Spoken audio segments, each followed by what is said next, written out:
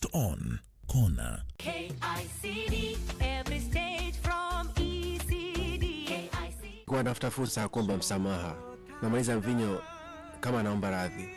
Unajua hajaivaa suti yake hii kwa muda mrefu sana. Leo umeivaa kwa ajili yangu. Hapana. Nahitaji tuache upuuzi. Naongea kwa uwazi. Una masharti gani kwa kujitoa kwako? KICD. The Kenya Institute of Curriculum Development, nurturing every learner's potential. I found out that my father is in Patliputra. How did you get to know about Acharya Chanakya told me, but he is not telling me who.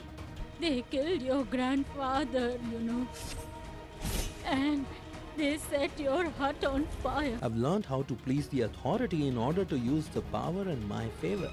Acharya Chanakya cannot hide the truth in front of Emperor Bindusar. Do you know who my father is? Yes. I must tell the truth to His Highness.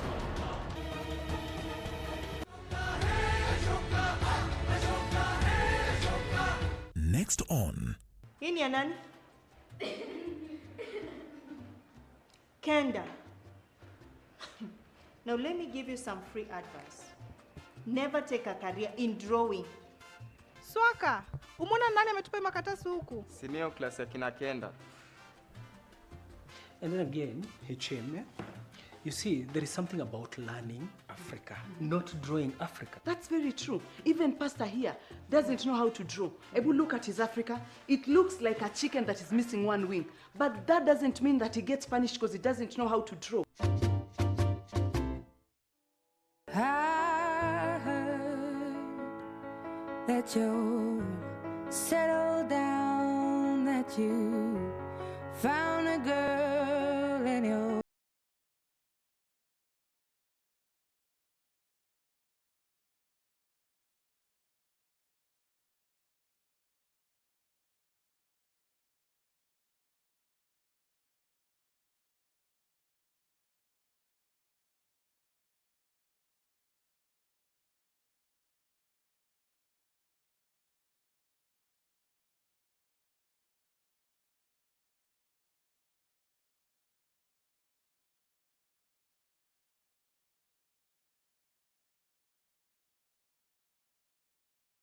Big Kenya, a very good morning to you.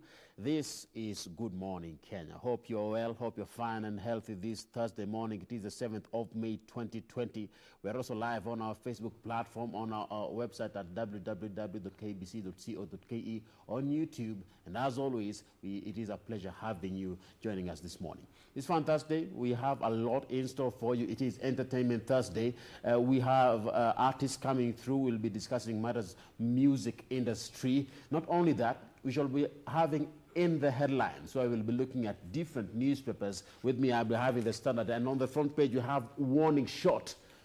Find out more about that coming up in a bit. A very good morning to you. My name is Aguko. And even as we'll be having artists this morning, I'll be speaking to 3 artists. And since it's Entertainment Thursday, they'll be talking to us about their musical journey, how it has been like for them being in the game. And aside from that, they'll also be telling us how they are using their music to make impact, to create awareness about matters COVID-19. Remember that artists, especially musicians, normally have a huge following, and most especially on social media. So how exactly are they using these platforms to ensure Kenyans become more aware of this disease and its kind of impact? That is what they'll be talking to us this morning, as well as their music journey. Many thanks for making time to join us this morning. My name is Doreen Arangi. Good morning once again. Glad you could join us this morning. As my colleagues rightly said, you're watching KBC Channel 1 and this is Good Morning Kenya. Now, in the last 24 hours, is that Kenya has announced 47 new cases of COVID-19, bringing the total number to 582. And now, as a result of that, to stem the spread of the deadly pandemic, is that 2 estates were put on lockdown yesterday evening as of 7 p.m. That is Old Town in Mombasa and Isili Estate in Nairobi County. Further, 194 people have lost their lives due to the current floods floods due to the heavy rains that is continuing pounding different parts of the country. We're going to be focusing that and so much more in as far as news is concerned. But before then, we want to remind you that we are live on our various social media platforms, Facebook and YouTube on KBC Channel 1 TV, and we appreciate your feedback. My Twitter handle is at Ray Manyara, and the station's Twitter handle is at KBC Channel 1 TV. Ram Aguko is on Twitter too as Ram Aguko, and Doreen Aranga too. So do give us your feedback, start with your name and where you're watching this broadcast from. We take a short break, but in return, we focus on stories that have been making headlines in the last 24 hours.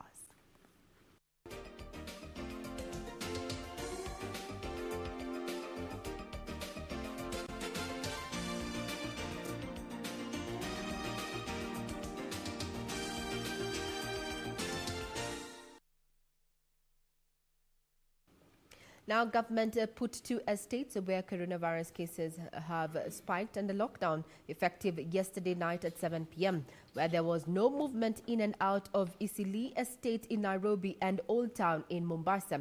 And this is to continue for the next 15 days. This is just to curb the directive is meant to curb the spread of the deadly pandemic that has so far claimed 26 lives in the country, and the number now stands at 582. Effective 7 p.m. Wednesday, there will be no movement in and out of the bustling Eastleigh area of Nairobi. Shall be cessation of movement in and out of Eastleigh area of Nairobi with effect from today, the 6th of May, 2020, at 7 p.m. for the next 15 days. There will be closure of any markets, any restaurants and eateries within those 2 areas. A similar course of action has been instituted over Old Town in Mombasa. Hii cessation of movement sio punishment, sio adhabu, lakini ni mojawapo tu ya zile jitihada za kuhakikisha kwamba corona haiwezi kusambaa. Na tunaomba sana wakuwa watu watulifu, hata wakielezwa wasitoke pale ndani, wao wenye watulifu na wenye subira. The state delivering the order after the 2 estates were mapped out as coronavirus hotspots whose residents' movement needed to be restricted in a bid to contain a serious spread of the disease. Measures are not intended to punish anybody in those affected areas. Rather, these measures are supposed to protect those in those areas who may get the disease from movement of persons. In the latest figures announced by the Ministry of Health, Old Town recorded 18 new cases, bringing the total in the locality to 57, against Eastleigh, which recorded 5 new cases, bringing the total to 68. The directive extended to other Kenyans by Health Cabinet Secretary Mutahi Kagwe, who has cautioned against accommodating people from the 2 estates. If you have a colleague who is in Eastleigh, lives Eastleigh as we are speaking, to come and stay with you, you would be an extremely foolish person to accept that that person comes and stays with you and they have not taken a test. The country now has a total of 582 cases distributed in Mombasa, which has 32 new cases, with 25 hailing from Vita, Likoni 3, while Changamwe and Kisauni have 2 new cases each. Nairobi has 11 new cases, with 5 hailing from Eastleigh, 2 from Kasarani, with Kibera, Umoja, Dandora and Karen recording 1 new case each. Busia has 2 cases, with Kiambu and Kwale recording 1 case each. 8 persons have been discharged, which brings the number of discharged persons to 190. That we have lost an additional 2 persons from coronavirus disease in Mombasa, bringing this number to the number of deceased persons to 26. Both of them, aged 68 and 72 respectively, actually passed away at home. Meanwhile, the Ministry of Health now says that testing and quarantine fees will be met by the government to encourage more Kenyans to come out for screening. This is to facilitate those who may feel that they do not want to go for testing because of the cost of quarantine. With the government announcing further measures aimed at stemming the spread of COVID-19, especially in the counties of Nairobi and Mombasa, it is further calling on citizens to be extra vigilant and report any suspicious movements in those hotspot areas. Nancy Okware, Channel 1 News. This comes at a time when Eastleigh and Oldton have been trending on social media circles, with Kenyans expressing divergent views over that move by government there to lock down those various estates that have proven to be hotspots of COVID-19. Just to reiterate what the Health Cabinet Secretary Mutahi Kagwe said yesterday, is that would be extremely foolish for you to have someone who's not been tested and they hail from the epicenter. Now, still keeping up on updates that are making headlines in as far as COVID-19 is concerned, is that counties have sustained efforts aimed at curbing the spread of coronavirus. Now, the county government of Kilifi, for instance, has unveiled a multi-million state-of-the-art health complex to handle COVID-19 cases amid a spike in infections in the region.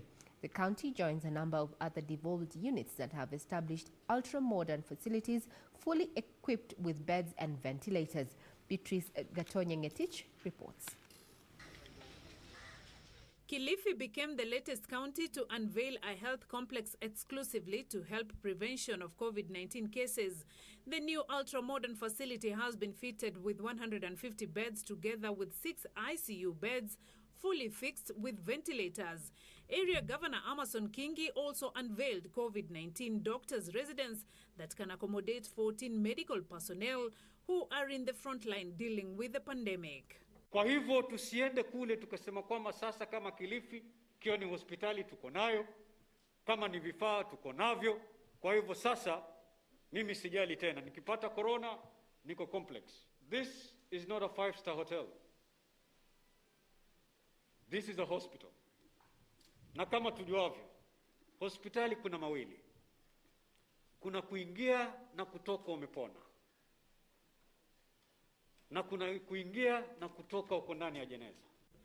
This coming as governors poured cold water to calls to have health function reverted back to the national government.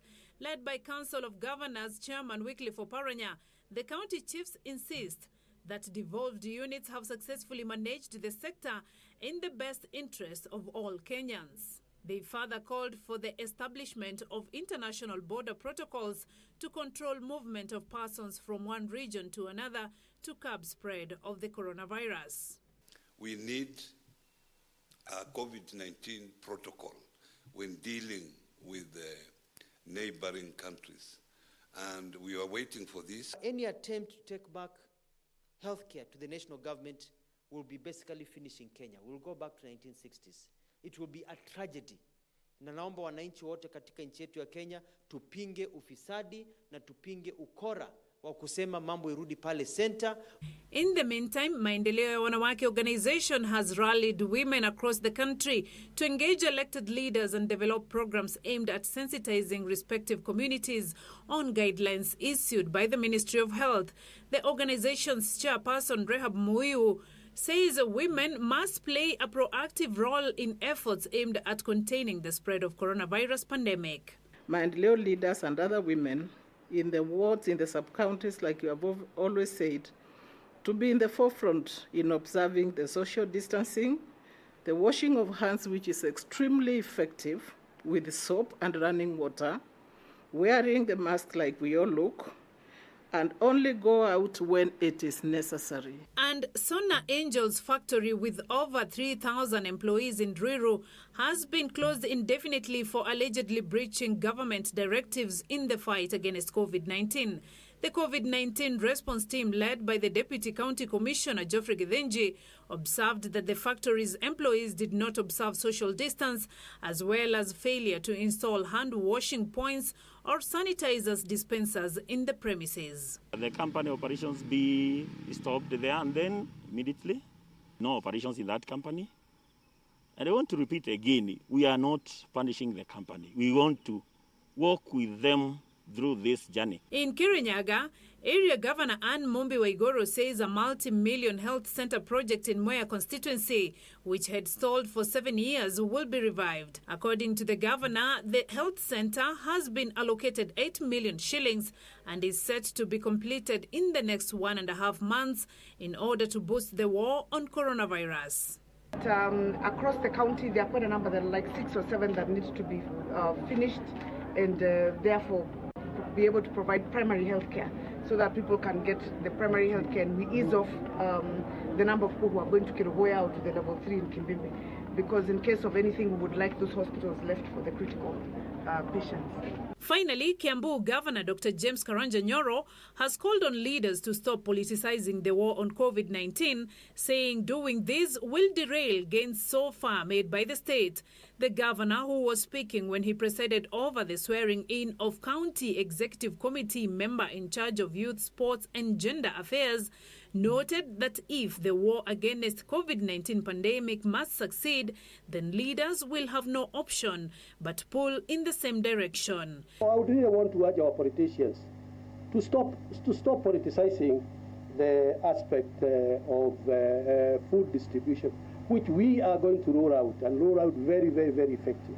We have devoted adequate resources, and we are very, very clear in our mind that we are separating the resources that we have devoted from the resources that is coming from the well-wishers in the county. Beatrice Getonyeng-Etich, Channel 1 News.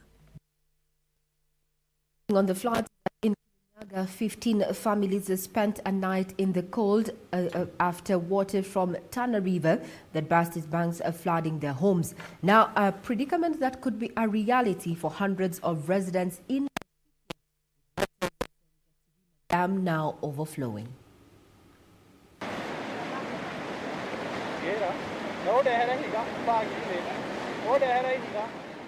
Flooding and mudslides occasioned by ongoing heavy rains are yet another headache for the government and Kenyans alike across the country, with more and more families now displaced from their homes.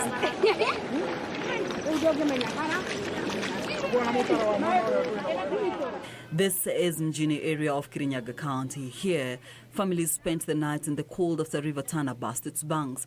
Residents say the waters have also destroyed their farmlands, making it that much more difficult to fend for their families. Tungeomba serikali ya Kirinyaga County, serikali ya Uhuru Muigai Kenyatta, tunaomba serikali itusaidie wakati kama huu. Tunasikia kuna janga ya corona, lakini bado hata kama corona hiko na kuna mashida ingine, tunaangalia bado kwa tumbo hatuna hata chakula ya kula. In Laikipia, danger looms for hundreds of residents living downstream Gatirima Dam after the dam broke its banks and water started spilling over its walls last evening. This was occasioned by heavy rains being experienced in the area that has also led to Kanyuka and Getwamba dams to overflow, filling the Gatirima Dam, threatening the lives of people living downstream. Sasa hizi hii dam nimepitia masaa mengine, kulikuwa maji ilikuwa afadhali kidogo, lakini kwa sasa hizi imekuwa wasi zaidi, na kwa sababu ya dam ya Kanyuka na Gatirima imepasuka. Sasa kwa hivyo hata hii demu hii nyingine tayari imeharibika na hakuna kupitika kasa hizi. Kwa hivyo jambo ambalo barabara ilitengenezwa juzi, tukaambia kwamba itakuwa mzuri zaidi hapo hivi, lakini imekuwa wazi zaidi kwa sababu ilisemekana kwamba itainuliwa juu, lakini haijainuliwa. A team of officers from the Water Services Regulatory Board and their counterpart from Water Resource Management Authority visited the dam for a fact-finding mission and also to look into how the situation could be urgently addressed. In Busia, Governor Sospito Jamong has called for intervention by the national government and donor communities to finding a lasting solution to flood problems in Budalangi constituency. Tungezungumza na MCS pia, tunaenda kuevacuate watu. Sababu kuna wale ambao wamebaki kule hawezi toka, hawezi wakatembea, lazima tupeleke kule maboats. Also, the Central Rift Valley Water Works Development Agency has expressed concern over the destruction of water systems in parts of the country by floods. According to the agency CEO, Engineer Hosea Windot, apart from flooding homes and farms, the rains have caused damages to water pipes in various counties. He said the agency was keenly monitoring the situation and has embarked on the process of assisting persons affected by the floods through the provision of water tanks. I received this morning is a Turasha line, which is serving Gilgil town. The river, Turasha River, swept some of our pipes, which is being managed by Narowasco. So we know that's an issue, but we are going to address it. In terms of other systems, I think we've been lucky. We've been lucky as a region. We have not had serious effect on the main water systems. But yes, there are areas that we have small issues to do with water supply, but we are addressing. Finally, the Kenya Forest Service has planted 5,000 trees at the historic Tulip Kipsigis Londiani, Kericho County as part of the efforts to reclaim the country's forest cover and ease the adverse effects of global warming. We have been protecting it from poachers, and today we want to extend this canopy downward and ensure that in the future we will be proud to have a well-conserved hill for purposes of cultural activities in the site. Still keeping up with the issues of the flood is that at least 30 people have lost their lives in the last 48 hours, bringing the total number of those of fatalities courtesy of the floods to 194. This even as the weatherman warns of sustained rains over the next few days. As at least 23 counties in the country continue to grapple with heavy downpour, Devolution Cabinet Secretary Eugene Wamalwa says over 190 people have lost their lives as floods continue to cause death, destruction and displacement. Sasa wale wamepoteza maisha ni Wakenya 194. 194 lives have been lost sababu ya mafuriko haya. Wamalwa saying the government has intensified efforts to mitigate the adverse effects of floods, urging individuals living in flood-prone areas to relocate to safer grounds. Savoid of Masinga, as per this morning, we've reached historical figure of 1057.86 above the sea level. Maximum reservoir is 1056.5, so you can see it's above. Sikiza maelekezo umepewa na serikali kuu, serikali za county, ma-county commissioners wetu na wataalamu uweze kuhamia sehemu zilizo salama. These, as Interior Cabinet Secretary Fred Matiang'i said, relocation of people living in flood-prone areas is underway as heavy downpour continue to pose imminent danger across the country. We are not waiting for people to be swept downstream. We are moving some people using public resources, moving some people away from danger. And that level of alert will remain raised for the next week or two until we are satisfied that we are away from danger. Water, Irrigation and Sanitation Cabinet Secretary Cecily Kariuki, however, says some regions in the country are experiencing a water shortage despite the ongoing rains pounding most of the country. In the last 5 days, we have seen water scarcity, particularly into Nairobi via Ngedo. That is where we transmit water coming into particularly Nairobi City. We have had similar effects in Nyeri. Water shortages in Nyeri town. We have similar shortages reported in Kisumu, but also in Nakuru because the infrastructure to deliver water has also been washed away. Kariuki saying the floods menace has destroyed about 8,000 acres of rice in Nyando. Information, Communication and Technology Cabinet Secretary Joe Mushero says the government has already commenced disbursement of funds to families affected by the calamities across the country through the cash transfer program. They use at the moment, they are given mosquito nets, they're given food and many other things. But if we give them cash, then they have more of an opportunity to decide for themselves how much they want to spend on what.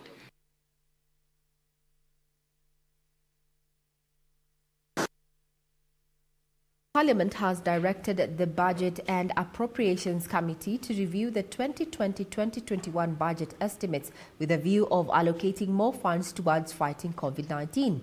At the same time, legislators have called for a thorough review of the police service to reduce what they say are bad elements within the service who have been blamed for the loss of lives during the implementation of guidelines issued by the government to control the spread of the deadly virus. At least 6 people have been recorded as having died from injuries allegedly inflicted by police through use of excessive force during the dusk to dawn curfew imposed by the government on March 27th to contain the spread of COVID-19. To the executive, to this ministry, that they have no rights to molest Kenyans. They have the rights to maintain law and order, but maintain it with decorum. They cannot just bully people, beat people left, right, and center, kill innocent people. Someone who leaves the house to take a wife to the hostel, you come back and you are killed. I mean, how do you justify in a civilized country? You sit in a National Security Council. You must tell your police officers who are roguey, who want to make a kill out of this pandemic, to stop what they are doing. It is very shameful for the president to apologize on behalf of the police. How can the President of the Republic of Kenya, Commander-in-Chief, is apologizing on behalf of the police? Every Kenyan knows that the police brutality in this country is at its highest peak. Mr. Speaker, it is very annoying when you see a policeman stop you in your car and ask you why you are not wearing a mask. This time, let us not hide under just investigation and give the way forward in terms of timelines. How long will it take to actually take action on the state officer or officers? We must not be seen to be condemning the entire police service members, because there are over 100,000 members of the police force. They are criminal responsibilities individual. There are members within the service who are bad. There are other members who are doing exceptionally good job. And therefore, what we need to ask both the IG and the Independent Police Oversight Authority is to weed out the bad elements within the police service. The National Assembly now calling upon the Inspector General of Police, Hilary Mutyambai, to put his house in order, claiming increased police brutality is stalling the war against COVID-19. Leader of Majority Aden Duale proposing that police receive COVID-19 allowances just like medics to reduce cases of police permitting persons to cross restricted borders. People are moving everywhere. They are bribing. And Mr. Speaker, I want to say it here. The police, the men and women who are manning these roadblocks of cessation, must be given an allowance. What they are given is only tea and bread. Now you give them tea and bread, and somebody comes with 10,000, he'll allow him. These police officers must be given special allowances, just like our health workers who are in the front line. The House also directed the Budget and Appropriations Committee to review 2020-2021 budget with the aim of allocating more funds to COVID-19 kitting. To supplement COVID-19 fund and other measures put in place, the Budget and Appropriation Committee reviewed the proposed annual estimates for the financial year 2020-2021 with a view to allocating fund towards cushioning the country further from the short-term and long-term effects of COVID-19. Parliament also wants the government to come up with ways of cushioning Kenyans from harsh realities of COVID-19, such as dealing with hunger and financial distress. Whereas I would start by appreciating the work of the executive, the work of the ministry, the work of the president in trying to manage this pandemic. But, Mr. Speaker, we must also tell the government in no uncertain terms that their reaction and response has been wanting in a number of ways. House, we have constitutional responsibility also to oversight the government. And the government has failed in many ways, Mr. Speaker, that Kenyans didn't expect, Mr. Speaker. Mr. Speaker, the fight of this pandemic of coronavirus must have a human face, Mr. Speaker. It can't be the government has not suspended the Constitution, neither has Parliament done, Mr. Speaker. On Thursday, Education Cabinet Secretary George Magoha is expected to appear before the Education Committee to shed light on the government immediate interventions on majority of learners who cannot access digital learning, as well as the fate of parents who paid school fees in private and public institutions which were not utilized when schools closed prematurely. Reporting for Channel 1 News, I'm Gladys Mungai. From Parliament to delve into matters business, where truck drivers on transit will have to be tested for COVID-19 48 hours before proceeding with their journey between Kenya and her neighboring countries. Transport Cabinet Secretary James Manyara says only drivers with COVID-19 certificates issued by the government will be allowed in and out of the country and given access to the ports. Now, this comes as the Kenya Ports Authority furloughed 2,000 workers in an attempt to slow down the spread of coronavirus. Last month, 23 workers at the port of Mombasa had tested positive from the deadly virus, making the port a COVID-19 hotspot. At any given time, the port has more than 6,000 workers loading and offloading an average of 10 ships per day. What we decided now and given directives is that only the core business, only the core functions will remain at the port of Mombasa. And this is loading of cargo from the ships and also loading cargo onto the ships for exports. And so the number of employees at the port of Mombasa has been reduced from 6,200 to 4,000. And due to the high concentration of workers within a radius of less than 10 kilometers, the rate of infection has also spiked. We had insisted that anybody above 58 years had to stay home, even if he or she was in a core mandate, core function. And then secondly, we have insisted the other hygiene issues had to be followed very diligently. Washing of hands, sanitizers, non-use of lifts, all those other interventions still continue. Transport Cabinet Secretary James Manyara has said truckers accessing the port and the inland container depot facility will be required to have a COVID-19 free certificate issued by the government. We want to limit to only the core functions. So output of the core functions will not go down because the core functions is about operations of the port. Cargo coming in, all the ships are offloaded, and all the ships going are loaded with cargo. That output will not change. In fact, we like it to go up. The CS says the reduction in workforce will not affect ship loaders and offloaders in a bid to minimize cargo disruptions at the facility. O'Brien came in for Channel 1 Business.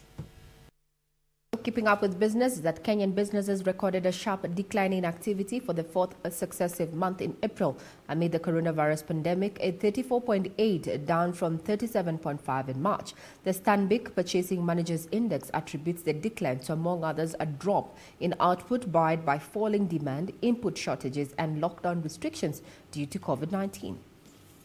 The government has been in a rush against time to stem the spread of the deadly respiratory virus that has claimed the lives of more than 250,000 people worldwide, all the while keeping the economic wheel churning. We seem to have come to the conclusion as a society that things have gone back to normal. Today's figures show things are far, far from normal. However, the domino effect of COVID-19 appears to be catching up if the latest figure of the Stanbic Purchasing Managers Index survey are to go by. Last month, output fell sharply as firms were hampered by falling demand, input shortages and lockdown restrictions. Workforces were cut, with businesses also lowering wages in an effort to keep costs subdued as revenues deteriorated. Overall, a PMI index of 34.8 in April, down from 37.5 in March, a fourth successive drop. Readings above 50 signal an improvement in business conditions on the previous month, while readings below 50 show a deterioration. Travel restrictions, lockdowns overseas, especially Europe, led to subdued sale to foreign clients. According to the regional East Africa economist Gibran Qureshi at Stanbic Bank, tourism, agriculture, especially floriculture, is to bear the greatest brunt as governments work on inducing a coma on the global economy until a time when it is safe to flatten the curve. The local supply chain was not spared either, with companies reporting difficulty in obtaining inputs during the month of April, mostly due to weaker supply of items and constraints on vendors amid curfew policies in Nairobi. Delivery times lengthened at a record pace while stock levels were curtailed sharply. Uncertainty on the duration of the pandemic led to a rapid weakening in business expectations for the next 12 months, with sentiment falling to the second lowest in over 3 years. Consequently, firms shredded jobs at the fastest pace in survey history, with wages also reduced amid efforts to lower total costs. Despite lower expectations, Kenyan firms were still positive that the economy would grow over the coming year. Regina Manyara reporting for Channel 1 Business.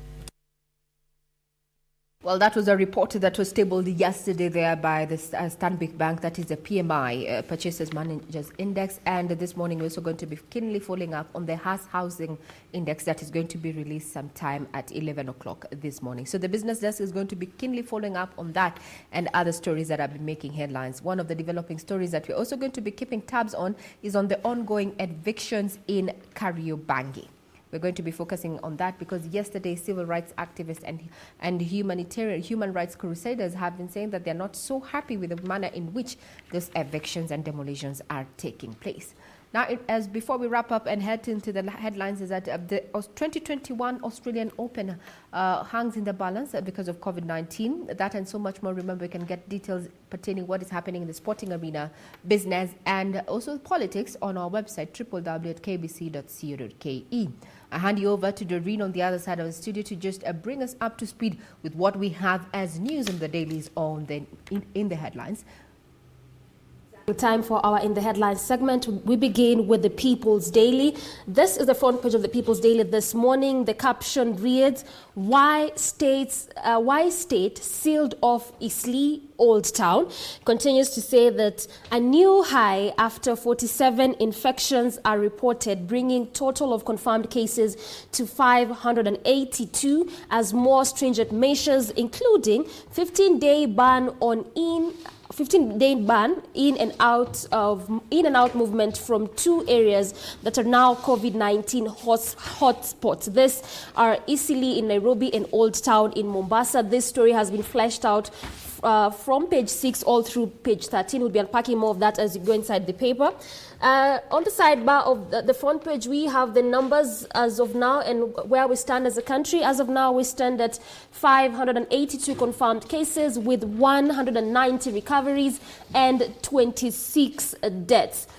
So the total samples tested so far is 27,433. There's a bite also from the CS where he said that these measures are not intended to punish the affected residents. They are aimed at ensuring that the disease is identified, isolated, and contained. So these measures that were taken yesterday, which includes locking in these 2 estates, is not in any way punishment. This is just a way to see how best they can contain this disease. Also on the front page, we have image of Eastleigh town here in Nairobi and how it looked like in the evening hour yesterday, even as these measures were announced. We also have floods toll hits 200 as hundreds left homeless. Page 4 has well spelled out that story. So moving inside the paper, see what more is inside the People's Daily this morning. To a story that was on the front page of the paper. This is in regards to floods in the country. Remember what the man announced, that we should brace ourselves and ensure we stay safe because, well, the rains are continuing. So this says that the caption is state to forcibly move locals in flood-prone areas. It begins to say that, remember the late Nobel laureate Wangari Maathai had warned that while nature is very generous, it is also very unforgiving. And as it looks, this statement said by the Nobel laureate begins to haunt us now as Kenyans, because yesterday the country was in a state of dilemma as nature's fury continued to be witnessed, with figures provided by the government showing that close to 200 people had lost their lives since the onset of the rain. So as of now, 200 people have already lost their lives due to these rains, and so hundreds others have been displaced. So not just people losing their lives, but there are also 100 others that have been displaced. And now this has made the government to start forcibly movement of people out of areas prone to flooding after the Met Department warned that the country will experience intensified rainfall in the coming days. So it looks like, yes, as a country, we're not just dealing with matters coronavirus, there's floods, and not forgetting the issue of locusts. Well, as many will say, it's time that God needs to help us. Now, coming to matters coronavirus this morning, so the city Mombasa estates sealed off as cases soar.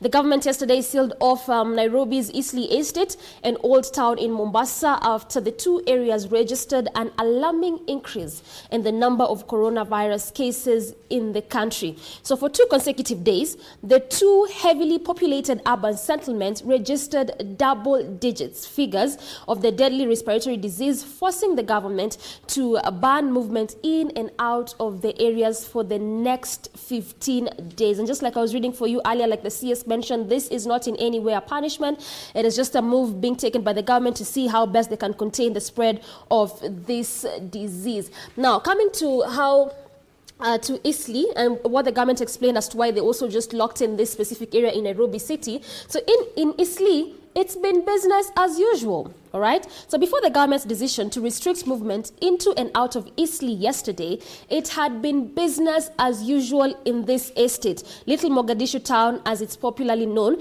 So they say that shops, eateries, lodging houses, public service vehicles, malls and markets were full of people going about their businesses as if no threat was coming. So this made the government was forced to take the drastic measures to control the spread of the virus after 68 people from the area were confirmed to have been infected with this disease. So the government said that it's because people are just going about their businesses as usual, as if nothing is happening, and this is what has led to the increase of numbers in that specific area, and also that is what has led to the that restriction of movement in that specific area. Also in Old Town, the reason that they gave, strong social ties, the weak link in Old Town's corona prevalence. And it says that Old Town's residents' love for social gatherings and their strong social ties have been blamed for the soaring coronavirus cases in the area. So the social gatherings and social ties of residents in this specific area is what has led to the high numbers that were being recorded in Old Town, Mombasa County. So nestled at the edge of the Mombasa Island, the heavily populated town has become an epicenter of the disease. Yesterday, 18 new cases were reported, bringing the total to 57 of the 201 cases in Mombasa County. Now, this article just spells out for you the reasons as to why the state restricted movement in these two specific estates, respectively Mombasa and Nairobi County, the estates there. Just some of the reasons they are giving as to why they restricted movement, in as much as, yes, they continue recording high, they continued recording high numbers.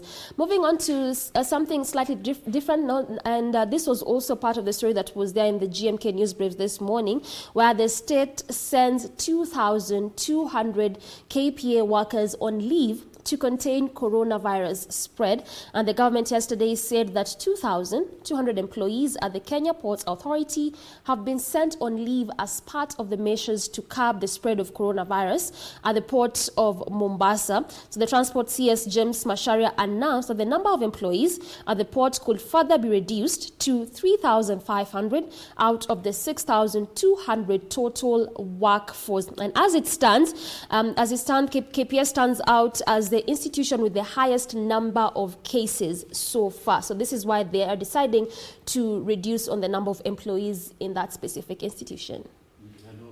I have a copy of the Standard newspaper, and to give us on the front page, we have the splash written as warning shot. That is on the front page of the Standard newspaper.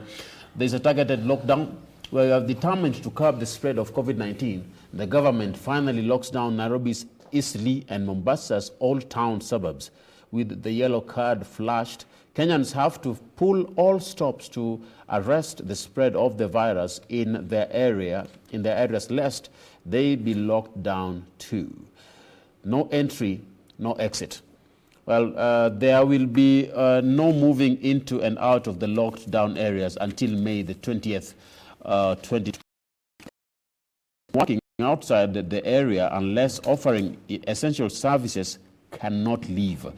Movement within the areas, here we are talking about the Nairobi's Eastleigh and Mombasa's Old Town suburbs, movement within these areas are restricted to essential outings, for instance, to buy food. And public transport operators can only operate within these areas and cannot venture out. Warning shot. And we have the new tough measures as coronavirus cases balloon. Different measures put in place, including closure of all eateries, restaurants, and markets in Eastleigh and Old Town. We have no public transport service vehicles to be allowed in and out of the lockdown areas. Now, what about the truck drivers? Well, all truck drivers entering the Kenya Ports Authority facilities in Mombasa, Nairobi, and Naivasha to produce COVID-19 certificates. So many measures put into place. Remember, the total number of coronavirus cases are at 582. That is the total number of confirmed cases. 47, that is the new COVID-19 case in Kenya announced yesterday. Now, to get a glimpse of this story, on how the measures are going to affect the common mwananchi, especially those living in these specific locked down areas. State locks down Eastleigh and Old Town, wants others to follow. Of the 47 new cases reported yesterday, Mombasa accounted for 32 and Nairobi 11.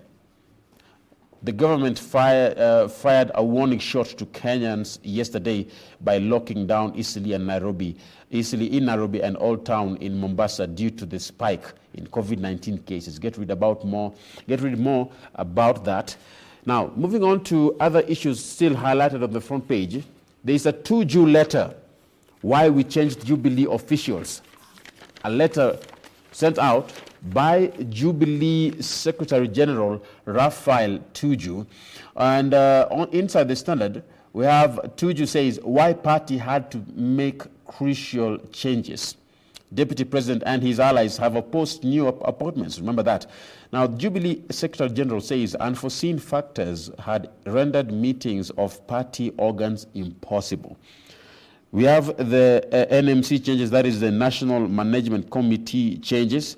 Includes Jubilee Party Secretary General has proposed to replace Fatuma Shukri, Pamela Mutua, and Veronica Maina. He has listed Lucy Nyawira Masharia, Professor Marete Marangu, Walter Nyambati, Jane Nampaso, and James Waweru to be members of NMC. And according to Tuju, remember, on March 23rd, Mr. Tuju notified the Registrar of Political Parties, Ann Nderitu, about the changes the party had to make to NMC to replace members who had resigned. But now under Article 7 of the party's constitution, the duties and responsibilities of the NMC includes acting on behalf of the National Executive Council on urgent matters where, in the opinion, NEC cannot be sufficiently convened to underrate such urgent decisions. Tuju says why party had to make crucial changes. Now, on the Daily Nation this morning, the page is quite interesting there. The front page is quite catchy, and I think the person who came up with this was trying to drive a certain hidden message. This is okay. Now, some of the dailies there is that now let's look at the front page where I say how Eastleigh went south. How Eastleigh went south. Remember, Eastleigh is one of the estates that was put on lockdown yesterday by the government, including Old Town in Mombasa, so that we can stem the spread of the virus there. And the header there goes like how Eastleigh went south. They're not purporting to say South B or South C, but it is there. So it's quite catchy. So that was just a story that has been making headlines in most dailies this morning. But I want to draw your attention to a caption there where now it is going to be free quarantine. The government will meet the cost of quarantine and testing people for people isolated after coming into contact with infected individuals. Health Cabinet Secretary Mutahi Kagwa, that is what he said yesterday, and the National Assembly later passed a motion compelling the government to pick up these bills, arguing that it would be unfair to expect Kenyans to pay for themselves. I think this is a reaction to what Mwananchi was saying, that it's a bit too much and too expensive, and that's why we saw some of them even running away from these quarantine centers. Now, on page 3, something very interesting on the Daily Nation is that what has been happening in the tourism sector. Remember, the tourism sector has been worst hit when it comes to the issue of coronavirus globally. Travel restrictions and all, is that wild animals rule deserted Mara as the coronavirus keeps visitors away. So while the humans are away, the animals get to play. The park managers say a brief lull in activities has given the animals a much needed rest and will allow them to rejuvenate. The month of June is seen as a high season, a local high season for Kenya, especially in the Mara, because this is when we expect the GNU movement from the Serengeti in Tanzania into the Mara Game Reserve. So you can get a copy of your daily and just follow up on that story if you are an animal lover. Now, bringing another story that also has captured my attention is that which school or rather which university are you in? And how does this reflect or impact on your current status in as far as jobs is concerned? Now, there's a survey here. Employers prefer the University of Nairobi and Kenyatta University graduates, study reveals. Private institutions with a big number of alumni in employment are Mount Kenya University, Strathmore, KCA, Nazarene, and USIU. Now, the reason is this is a survey that has been already conducted, and it's a study by the CPS International Marketing and Social Research Firm that surveyed 67 universities and 50 organizations between November and January 2020. Details are there on that particular article, with a 54.3% employers who value the reputation and ranking of the university attended by the job seeker. That is why it's important to know what you write in your CV, and it will reflect on exactly what if you get that much coveted job. Now, crossing over to matters of business is that, the taxman is out to woo tax cheats. Treasury woos tax cheats with 100% penalty waiver. These are proposed changes to the Tax Procedure Act to bring on board the Liability Disclosure Program. Now, it means that if the taxpayers who declare pending liability and pay within 1 year shall enjoy 100% interest and penalty waiver. The waiver shall be 50% and 25% in the second and third years, respectively. Get a copy, get to read if you haven't been paying your taxes. Well, this is your opportunity to actually do so. I'm quickly rushing over the Daily Nation because I also have another daily waiting up. Is that now we cross over to Matter Sports in as far as the Daily Nation is concerned. And there's an interesting story there. AFC reluctantly accept decision declaring Gor KPL champions. I know my producer is smarting over that. But now, according to the AFC chairman, Dan Shikanda, they say they will not contest the decision by the Football Kenya Federation to declare Gor Mahia this season's Kenya Premier League champions. Story there that has been captured on the sports side of the Daily Nation. You can read details pertaining that. Now, as a Gor Mahia fan, we can say Kikombe iko safely on our shelves once again. That's what we have on the Daily Nation this morning. Okombe. I liked what has been highlighted, because on the issues to do with education, top universities, also in the Senate, top universities that will easily earn you a job.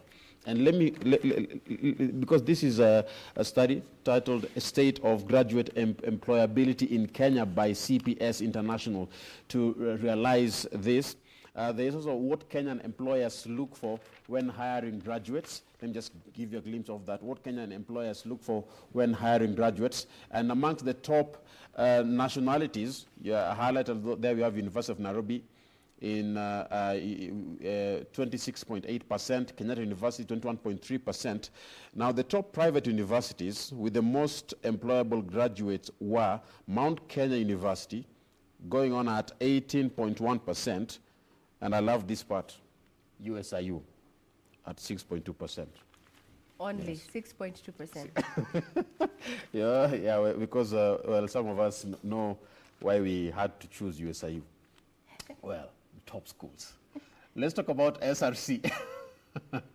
Let's talk about SRC inside the Standard newspaper. We have SRC approves 3 billion shilling boost. We'll talk about the school later. You just, they're the people who said be Kwendad, be Pandad. Those USIU graduates, the ones you're talking about. And continue with the SRC story. The SRC, the SRC. What were you saying? We will revisit. SRC approves 3 billion shilling boost for health workers. Medical benefits will be provided for as per the SRC advisory. Now, what is this all about? Well, the payments, which will last for 3 months, will range between 5,000 and 20,000 Kenyan shillings. There is a breakdown of how health workers will share the 3 billion shilling welfare package from President Uhuru Kenyatta, who has who released it, which has been released by the Salaries and Remuneration Commission. Now, so here is a breakdown. 20,000 shillings is the amount to be received by the doctors, dentists, and pharmacists. 15,000 shillings is the amount allocated for clinical officers, nurses, and lab technologists. 5,000 shillings is the amount to be received by support staff, including cleaning supervisors. So this is the amount of money that has been approved by the Salaries and Remuneration Commission. Now, speaking of money, yesterday, Regina, I remember you were talking about tax. Yes. And how the tax incentives will affect the economy as a whole. Well, there's a story here on the Standard indicating tax breaks amidst restrictions won't lift economy, study says. So an economy slump in the country has led to job losses. Some firms are now struggling to meet overheads and credit obligations. Well, tax cuts proposed by the government amid a coronavirus spurred economic downturn will be of little help to the economy. If restrictions on movement are not lifted, that's what a study shows. So this study is done by, according to the Stanbic Bank Kenya Purchasing Managers Index. Following demand, it says that through the month of April, we saw the headline index fall to a 3-year low from 37.5% to 34.8%. According to the index, it revealed that cuts on value-added tax, pay as you earn, and turnover tax proposed by the President Uhuru Kenyatta last month will not improve the business environment until movement restrictions are eased. So that's the question. Do you think it will ease movement? There is an expert opinion about that on tax breaks. Amid restrictions, they won't lift economy, according to that study. Well, just picking up from where you left off, that issue of the current tax relief measures that the government has given. Yesterday, we were talking to the chairman of ISPAC, that is Rose Mwaura, and what she said is that in as much as the tax breaks have been introduced, it's like you give with one hand and you take with another. And we fully expounded, like supporting the manufacturing sector, and the rebate on electricity is no longer there. It has been pulled off. This means that the operational costs are going to go up. And if operational costs go up, it means this is going to be they're likely to pass the buck to consumers. So in as much as you're having around 6,000 back into your pocket, courtesy of the new tax measures, especially in as far as the income tax is concerned, it means maybe some of the items that you'd be looking out to buy out there are going to cost just a little bit more. Now, on the Star newspaper this morning, There is a big read, and it's the News General, and I'm sure most of Kenyans have experienced this. And it says Kenya's blood banks bled dry. One of the issues is that there isn't a culture of donating blood in the country, which is another, and another is funding gaps. Now, when someone in Kenya needs blood, their friends and family often seek out donors on social media, putting an urgent plea for whatever type of blood is needed. They are forced to do this because the nation's blood bank doesn't function as it should. Now, according to Yaniv Genlik, Global Business Development Lead at Zipline, he says when somebody needs blood for surgery right now, the hospitals, it's very much find your own blood. I don't know how many of you have experienced that situation. Some of what we're having as facts is that there is a perennial shortage of blood in the country. And as parts of the country entered lockdown in early April, people begin to self-isolate, and large-scale blood drives have become impossible to host. Nonetheless, the story there also highlights that Kenya is part of 67 countries receiving financial assistance for redeploying existing projects from the World Bank for their COVID response. And Kenya is the only country that has funding specifically allocated to improving blood services. That's a story that has details have been, put out there for you to read. Now, I have a question, especially to Kenyans and you at large. Yeah, I'm sure you have seen pictures, photographs, videos of anyone who is taking a COVID test. I don't know how many of us have already done the COVID test, but when you see the picture, what goes through your mind? And I'd want to show you of none other than Governor Joho there, who's been captured taking that test. I don't know if we can get that on camera. Governor Joho there taking the test. That looks painful, doesn't it? It looks very painful. I've seen people's facial expressions when they are given the tests. Yes.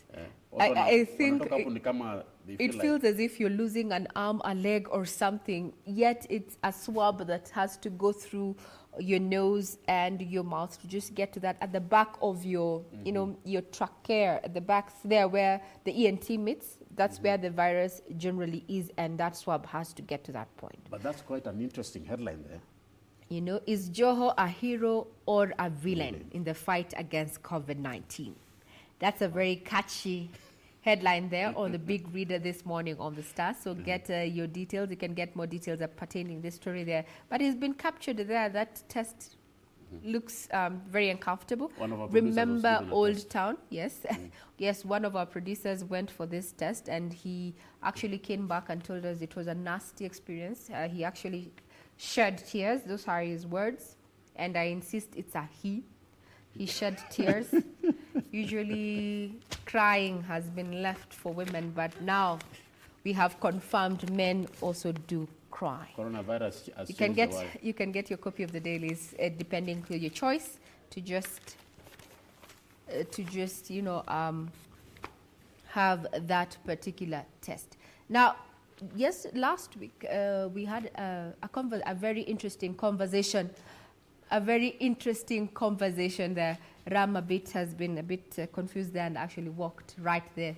Maybe he just wanted to see, closer home. But hey, we were talking about children last week and just wanting to hear their feel about the situation of COVID-19 and how it has affected them. Usually we have made decisions as grown-ups and not involved them. And some of the latest developments in as far as the education system is concerned is that through the government, the Ministry of Education has been confirmed that the August holiday will be shortened by 2 weeks. What do the children have to say about this? Are they happy about the decisions that the government has taken so far?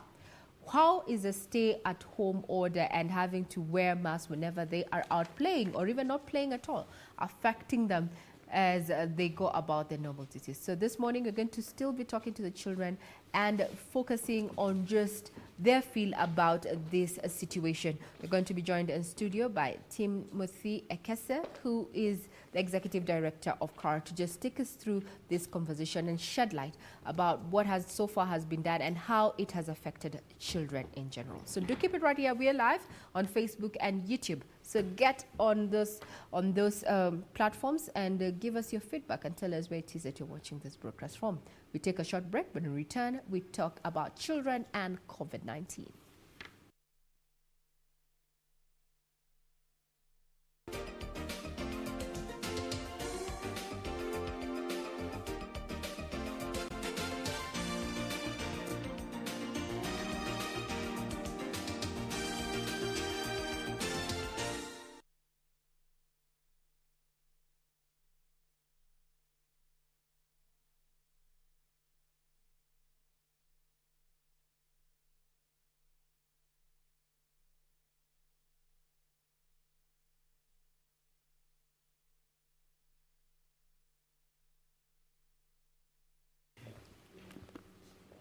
So this morning, we're not going to dwell so much about the policies per se. We want to look at the fun side of things, of being at home, and now that children are at home and they are on a protracted holiday of sorts. How does that make them feel? And what are they doing during this time that they're home? This morning, we're going to be talking about the fun side of COVID-19, especially where children are concerned.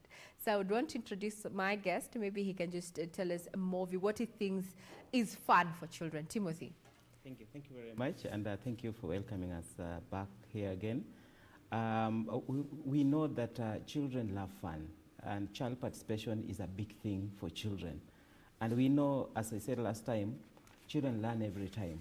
So right now, we just want to see what are the children doing? What are they, children who are below 12 years, maybe the ones who are a bit younger, what are they doing? What can they do? What can they show us? And that's why we really thought this morning, apart from just focusing on the hard issues of COVID numbers, Isli, and moving, whatever, so how do you say, yes, we want to see what are they doing? How are they occupying their time now that they're not in school?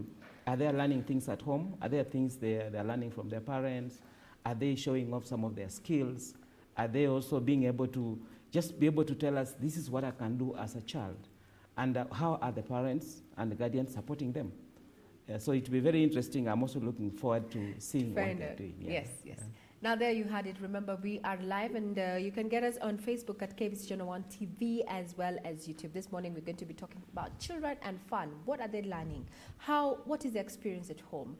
Are they enjoying their stay? Last week we had a 5-year-old, and what she could say was just that COVID is a bad disease. And she ended it at there. But yet we had a 10-year-old who said the best thing that ever happened to her was COVID-19, because it has given her an opportunity to stay home with her family. And despite the father being the one who is forcing her to do her studies, the mother is teaching her how to bake, and she's totally enjoying the pastries that the mom is making. Is that the situation? Remember, you can also get us on Twitter. My Twitter handle is at Manyara. Tell us if you are watching this broadcast with your child, as a parent, as a guardian, as a caretaker. What activities have you engaged the children while they're at home? What have you learned from them? Because I tend to think that every time is a learning opportunity. Whether you are an adult or a child, there's something you can learn. Learning is cyclic and every time. So get tweeting at Manyara, at KBC Channel 1 TV on Twitter, and we can sample that. You can also tell us where you're watching this broadcast from. So now, when you talk about children's talent, team, there's always, we've seen parents having a hard time in promoting or rather supporting issues of talent. Why do you think we find a resistance? For example, when we've hosted a couple of disc jockeys or rather DJs, their experience is that when they came out to their parents, having gone through education and everything else, when they came out to their parents and told them, I want to be a DJ, they're always met with a lot of resistance and saying that is not what I took you to school for. How then can parents help mold talents of their children? I know that's a very big challenge we've had with many children, because parents are more traditional. They know you can either be a teacher, they know you can be a doctor, you can be a pilot, but this new other talent that has emerged, they don't see it as work. And it's taken a lot of time to try and convince the parents and tell them, look here, let the child do what they want to do. But some parents still insist that they want to do, actually some parents want their children to do what they fail to do. So they actually want to, if I fail to be a doctor, I want my child to be a doctor. But we are so happy because a number of young people have been forced to do some traditional professions like teaching, and later they actually come back and go to what they want to do. So that has made many parents realize that let the child, whatever talent they have, let it grow, and let me support the child as much as we can. There's still a lot of resistance, but a few parents who we've talked to, some who have been exposed to know what is happening, they're actually now allowing their children. But there are still others who still insist, I want my child to do a particular profession. I really don't want them to do these funny things like DJ. And this DJ is such a big profession. It is an area that has grown, including journalism. Journalism never used to be actually a profession. It was like a pastime. But it's now a very big profession that we are having in this country right now. And many people are turning out to really be great people, to be influencers of society, to change policies. So we are really encouraging many parents to follow the dream of their child, because every child is born with a talent. We just don't know what it is. We just need to nurture it. We don't have to kill it. We also have cases where some parents actually have been able to try to kill some of those talents, but they have not died. Personally, I've handled a number of young people who have come to my office when they have done project management, but their skill is in design. They want to design, they want to draw houses. We've had actually to discuss with their parents, and they have gone back to their profession, and they have really enjoyed it.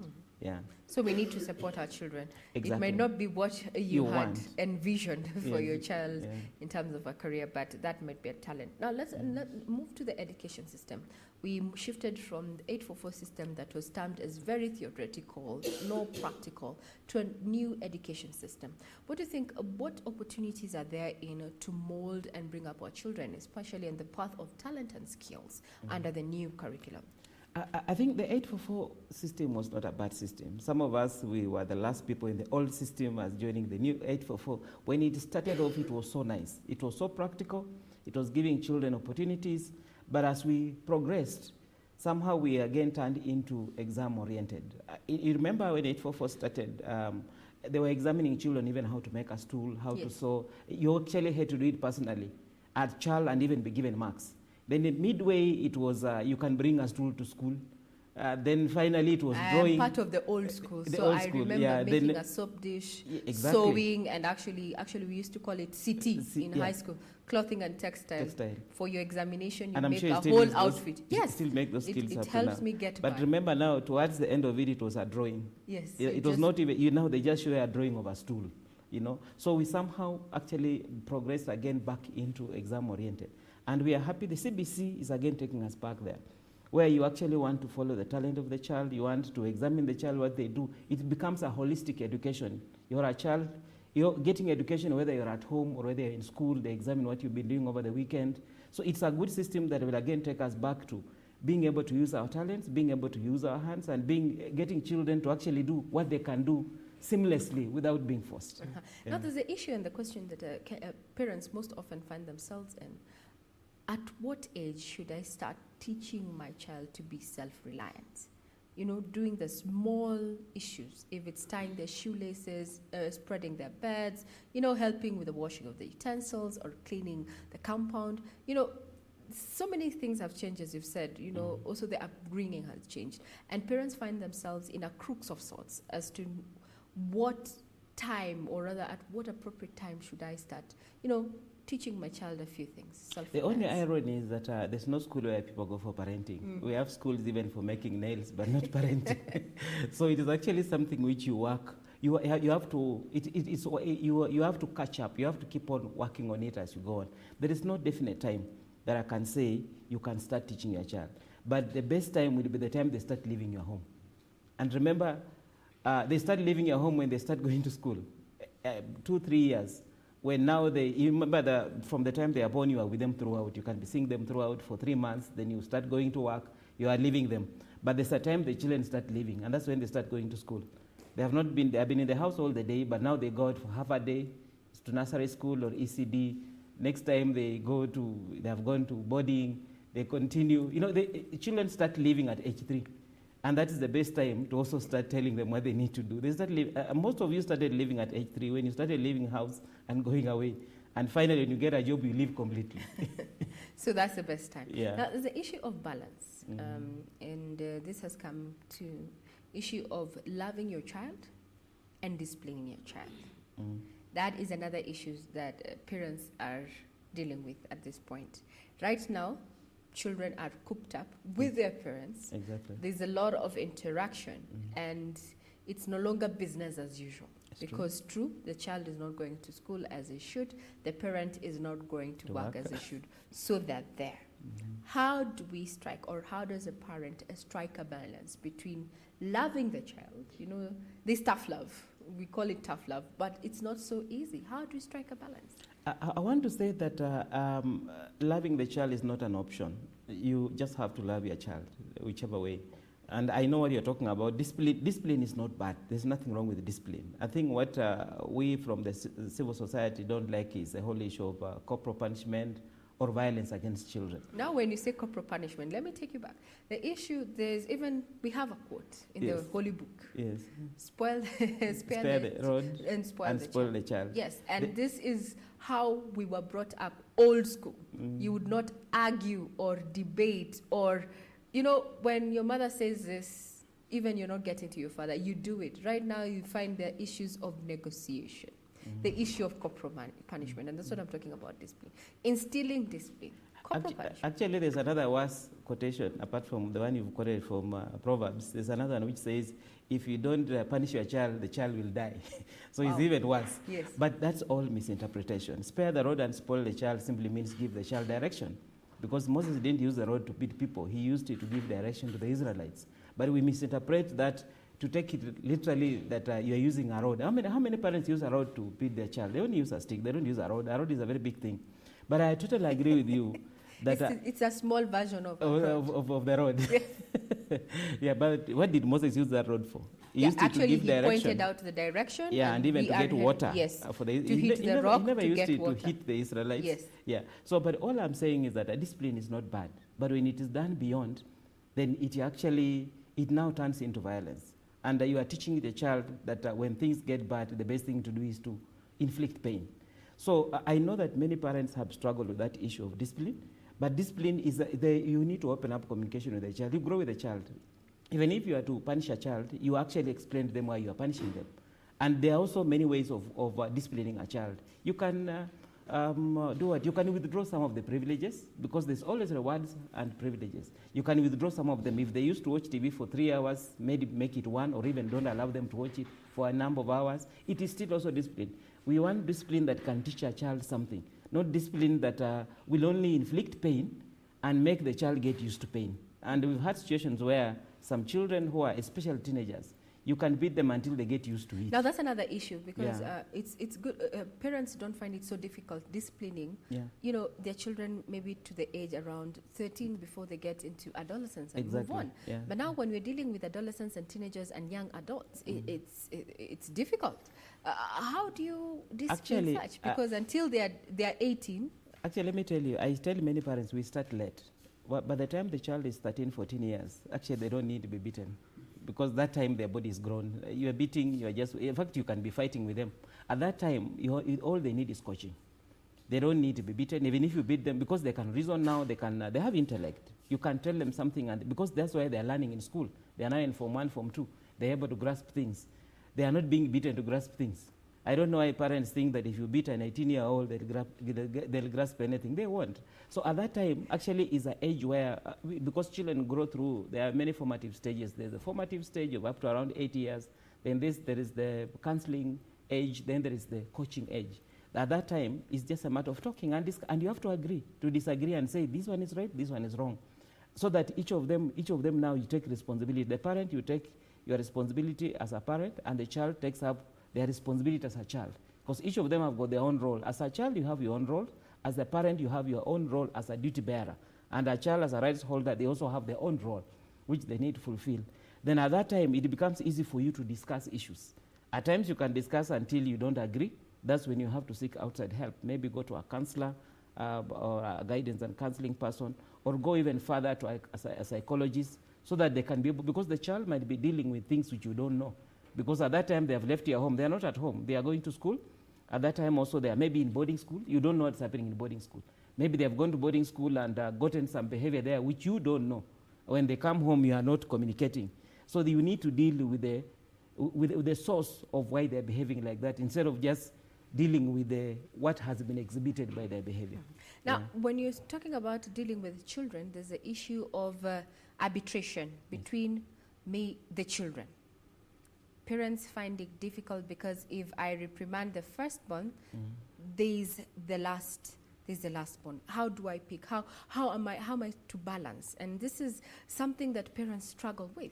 Actually, the biggest struggle is if they're husband and wife, is where one parent disciplines, another one doesn't want to discipline the other. You can't defend the child, leave alone even among the siblings themselves. It's a very big challenge, and that's why we encourage all parents have to parent together. You parent together, you have to have one stand.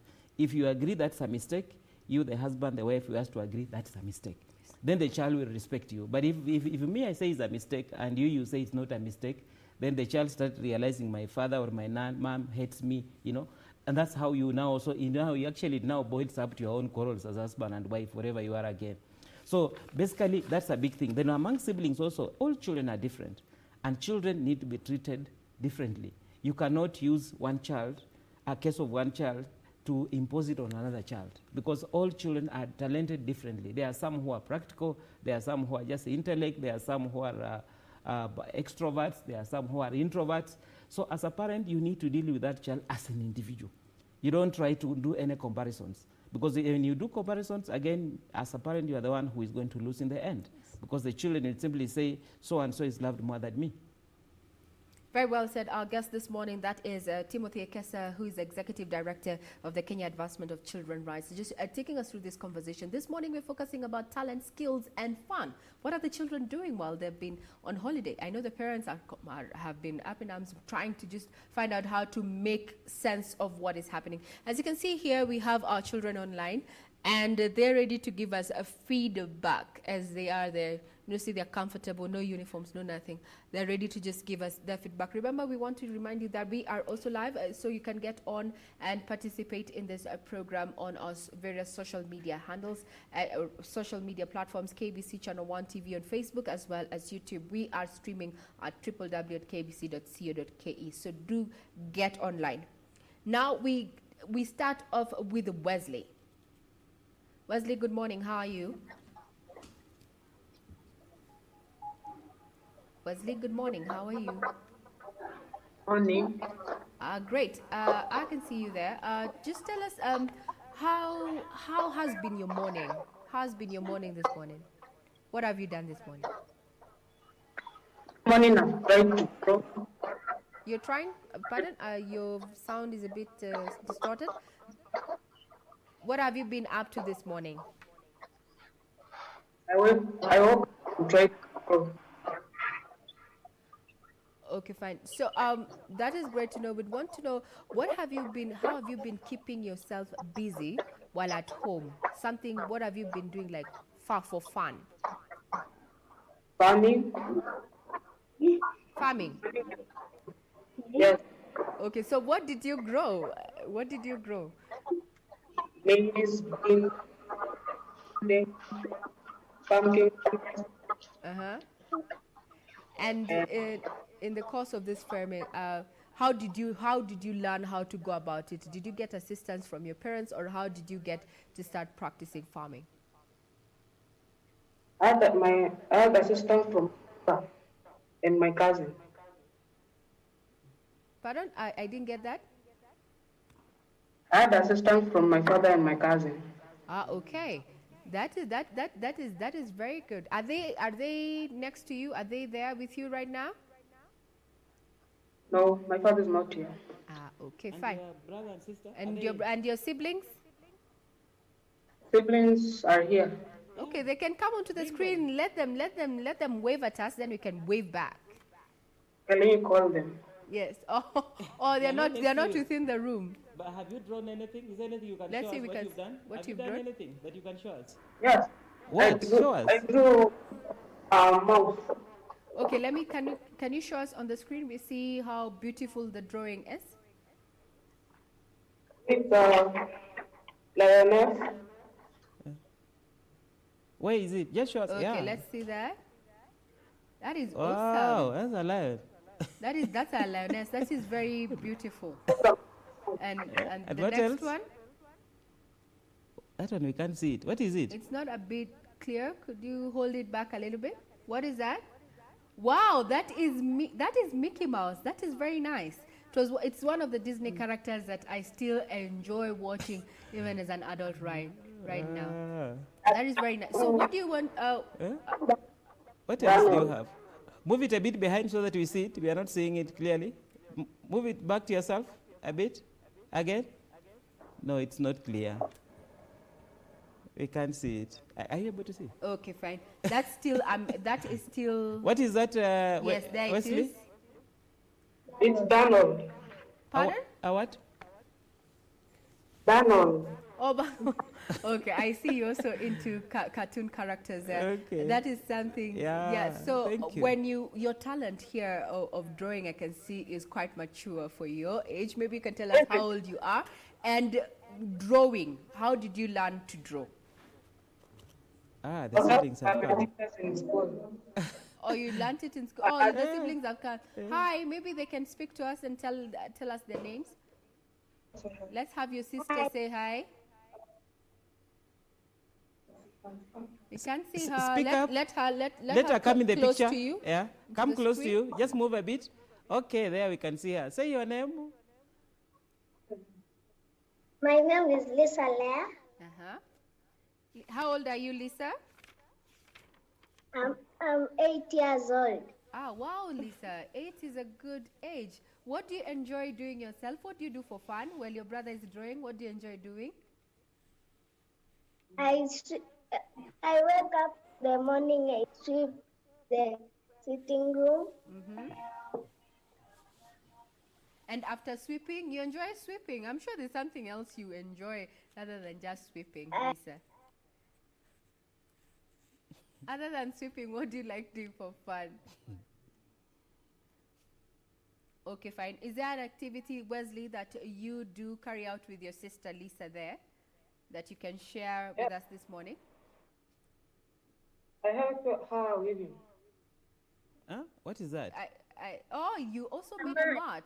That is beautiful. That is beautiful. Actually, that is one of the recent models, or rather what we have in the market, and they're fetching a lot of money. Have you sold any?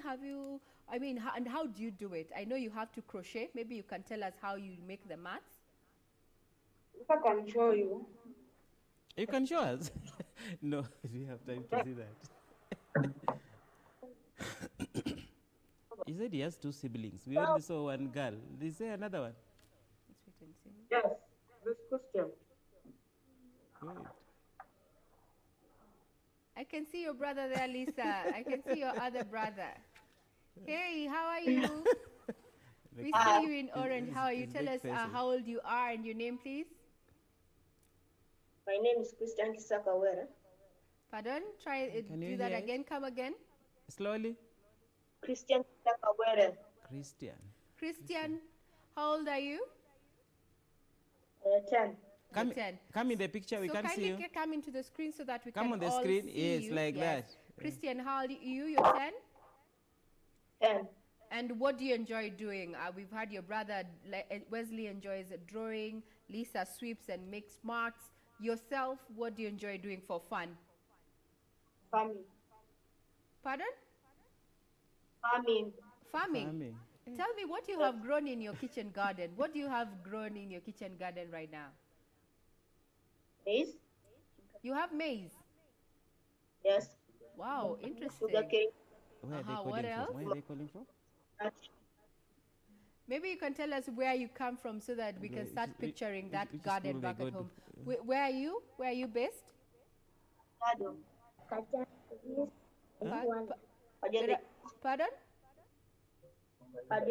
Rongai sides. Oh, Rongai. Oh, you're in Rongai. Yes. Yeah, there you can have a fun. Okay. There you can have a fun. Thank you very much, Wesley, and Wesley, Lisa, and And Christian, they're saying that they enjoy a myriad of activities for fun at home. While one does the chores, that is Lisa. She also enjoys, who is 8 years old, she also enjoys making marts. There's Christian there who enjoys farming, and they have currently maize in their farm there, while Wesley has shown us beautiful pictures. Now let's let's meet our other guests this morning when we're talking about kids' fun during COVID-19. They're home, they're cooped up, but they're taking time to enjoy what they like other than just being in school. We meet Ariana. Good morning, Ariana. Good morning. How are you? I'm fine. Oh, what have you been doing for fun? I have been riding my bike.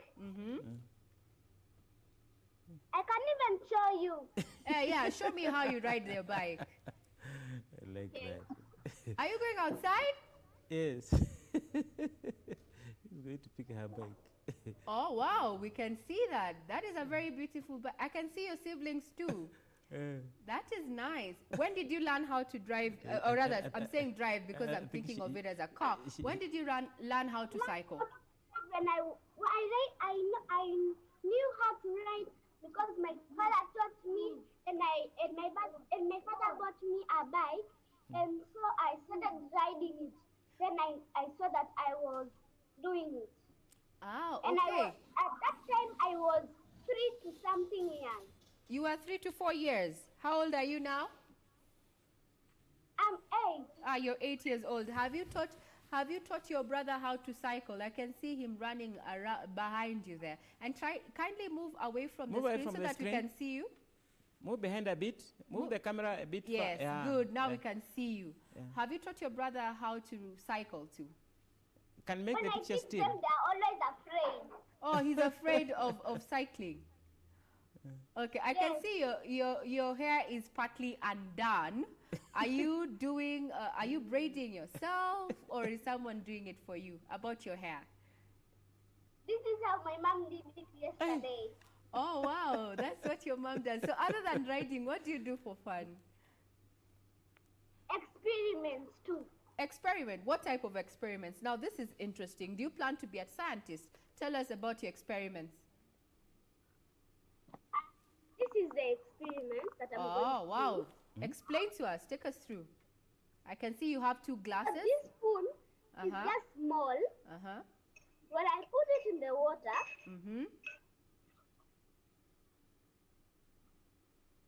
see? Yeah, it magnifies. Oh, I feel the whole glass. I move it back, it's just the way it is. When I move it forward, it's not. Wow, interesting. And why do you think it appears magnified or bigger while put in a glass of water, Ariana? Because the spoon... Can you move the camera back so that we can see Ariana? Kindly move away, move back. Ariana, kindly move back. Whoever is holding the camera, can you move? Yes, now we can see you. Yes, now much better. Okay. So tell us why you think it looks magnified. Because the water is like, it's just like making, just like a magnified. Oh. So the water is just like a magnified, and a glass is just like a magnified too. So when you just do it, it appears as well. Very interesting. And there's another one that is called upside down glass. Wow. Okay, let's see that one. That water effect of magnifying effect of water. Let's see the other one. Wow. And the water doesn't follow. And the water doesn't fall off. It doesn't pour out. Oh. Wow. How did you learn to do that? From the internet. Oh, from the internet. Wow. Interesting. Okay. Issue of technology. Okay. Oh, so what else? Other than experiments, riding, or rather cycling, what else do you enjoy doing, Ariana? Farming. Pardon? I didn't I kindly... do farming. Farming. Oh, farming. Many farmers. So you want to be do you want to be a farmer when you grow up? What do you want to be when you grow up? A doctor. A doctor. Oh, you want to be a doctor. Interesting. Why a doctor? Why do you want to be a doctor, Ariana? Because see the things that they are doing are fun. Oh, because what they're doing is fun. Yeah. Wow, And even interesting. it's helping other people. And helping other people. That is very noble of you, Ariana. I hope you live to see your dream through. Thank you very much. That was very, very exciting. We had Ariana there, who is 8 years old, and she enjoys doing lots of experiments there. She wants to be a doctor. She enjoys cycling. Once in a while, she becomes the scientist there. You've seen her working on on the issue of water and so holding it up. Thank you. That is Ariana, who is 8 years old. We want to remind you that we are live. You can get on board. Tell us where you're watching us from. Give us your feedback. Now, we're joined by another guest this morning. Now, events. Ethan. Good morning. How are you, Ethan? I'm fine. Great to see you. So tell me, what have you been, your friends here have told us they enjoy cycling, others enjoy farming. Are you a farmer too? Or what do you enjoy doing for fun? I enjoy doing artwork, just going outside and crafting stuff. You enjoy doing some artwork. Tell us, where are you? Where are you based? Huh? Where are you calling from? Where are you calling from? Now? Where are you now? Oh, where am I now? Yes. I'm in Westlands. Oh, you're in Westlands. That is in Nairobi County, Westlands. We had a Kajiado County there from Ongata Rongai. So tell us, other than just, do you have some of your artwork there we see? Just show us, we see what you've been doing. Do you have some of your artwork? Wow, interesting. Move it away from the screen, just a little bit far away from the screen. Yes. Beautiful. Is that a painting? What is that? Explain to us, what is that? It's a painting. Wow, it's a painting. Very beautiful. Very beautiful. Nice. So tell us, Ethan, how old are you? 9 years old. Oh, you're 9 years old. That's a very nice, a very nice painting that you have there. What is your inspiration? How did you find yourself painting?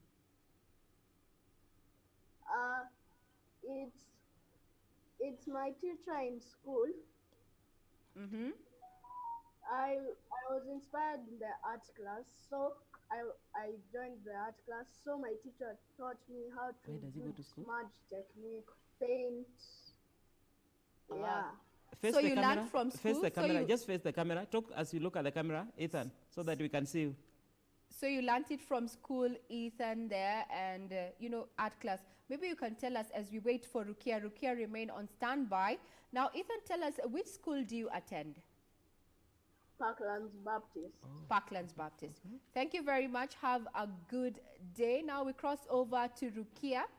Good morning, Rukia. How are you? Tell us where you're based at. Rukia, good morning. How are you, Rukia? Good morning. Hi, how are you? Fine.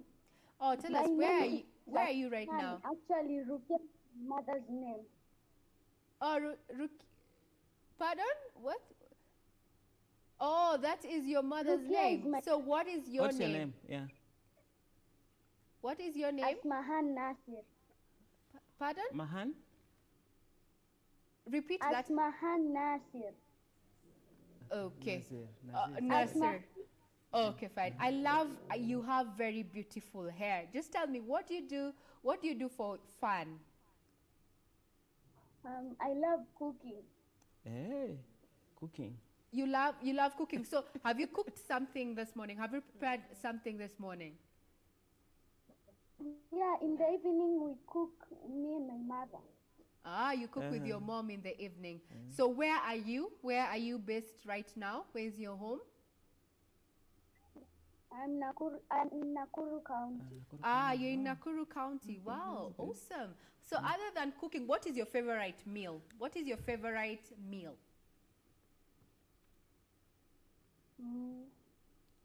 Cutlets. Pardon? Egg cutlet. Oh, cutlety. Egg cutlet. Wow, nice. That is very interesting. So other than cooking, do you have any other things that you do for fun while you're at home? Yes, I play with my little brother and sister. and we watch television a lot. So you watch, you enjoy spending time with your siblings. Are they there? Can they come to the screen and just wave at us and say good morning?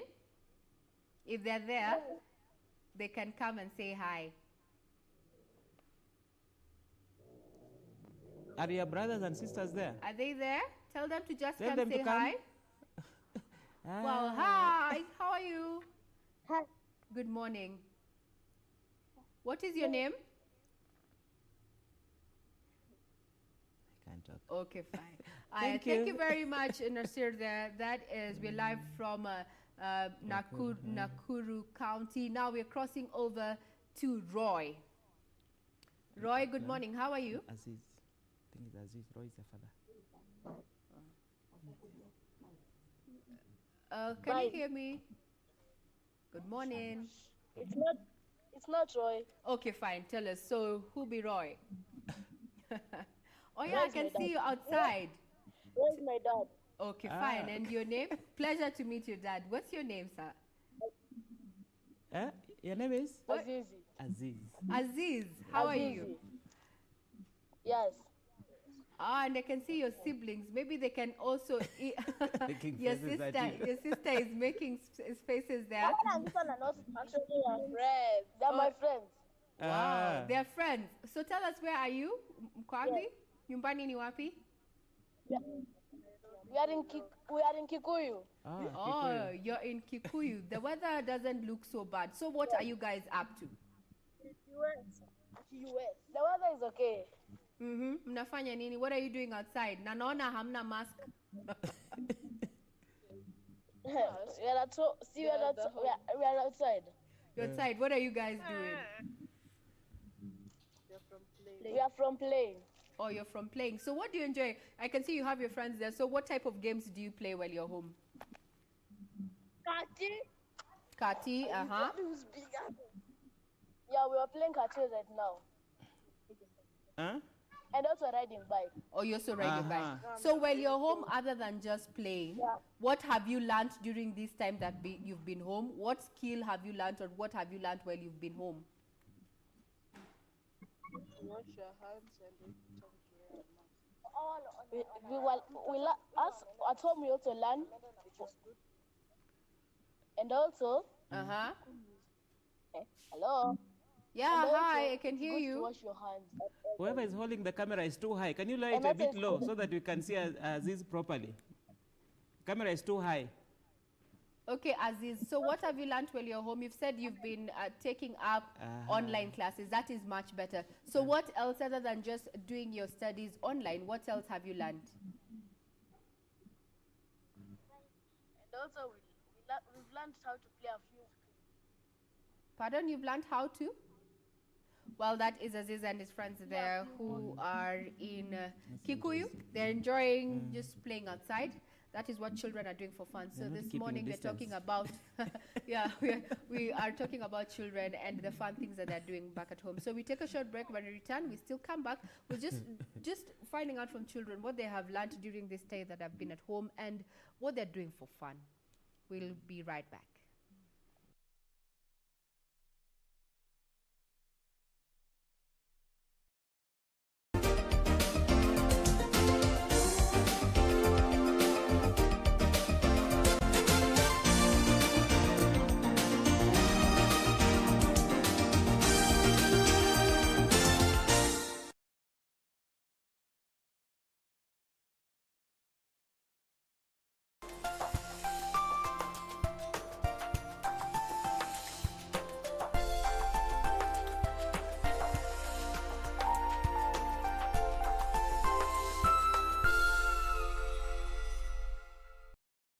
Next on Corner. KICD, every stage from ECD. KICD. Stick with me and I will make you rich and famous. Kwa nini nilifanya hivi? Ni baya, ni hata watu watanichukia wote.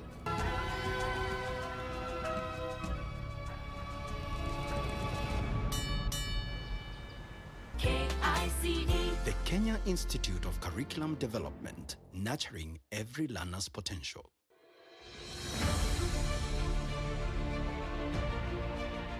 the Juakari operators and others, our saloonists, our mamboga, our barbers. Our economy to a large extent depends on you. We cannot allow Kenyans to die because of non-distancing in any sector. So those of you who are carrying out the hair-cutting business in barbershops, in saloons, I am appealing to you today. Ensure that social distancing, fumigation of your working places, masks are used at all times. Just assume that everybody is positive and now deal with that situation. Participation of our citizens in the fight against the disease would be our key success factor.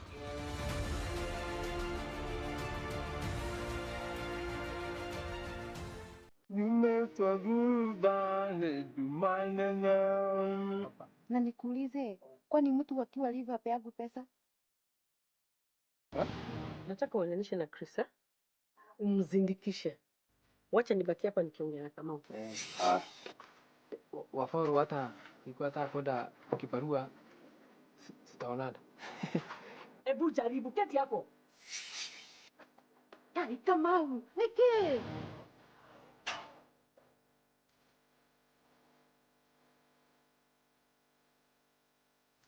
Habari Chris, umeingiaje hapa ndani? Unajua mtu alisema huwa mnatumia 300 kwa siku 4. Ni kama tu mtu alisema ndalipiago nyumba na piki yako. This weekend on KBC Channel 1. Tulikunulia sana very expensive boat iko wapi? Unaona? Hawa ndio wengine. Ndio wengine hawa wanapita kwa kiniharibia jina lako. Mambo kama hayo sasa kuongea nyumbani. Sasa mambo sasa kuongea nyumbani. Si nyamaza, huwezi kunyamaza wewe. Wewe. Ushaoa. Niwe nani? Mimi nimekuwa nangoja kumuhariri. Umuoe nani? Umuoe nani? Ushatoka huko Ulaya umekosa watu wa kuoja kunitafuta mimi huku kijijini. Mama. Mama. Mama.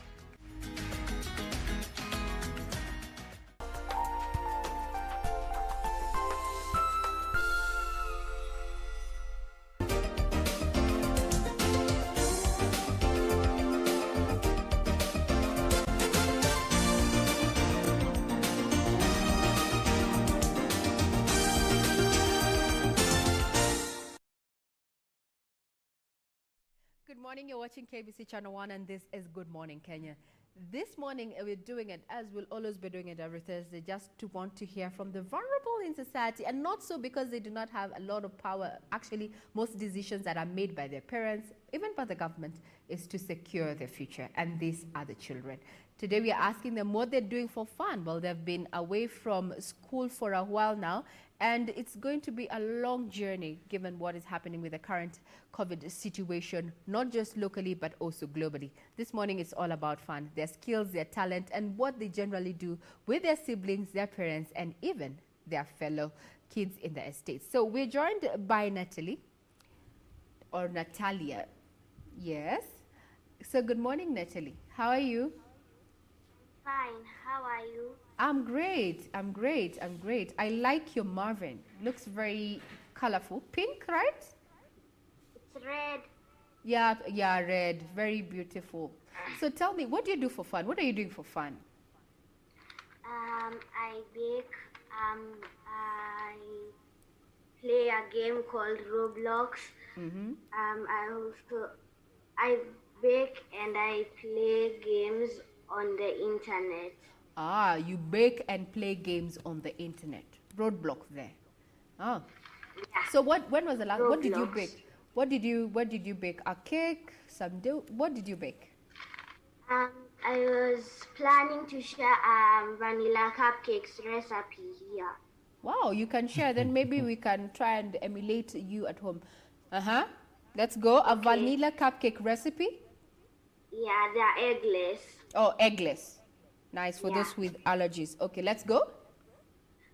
One flour, all-purpose, 1 cup, Flour, 1 cup.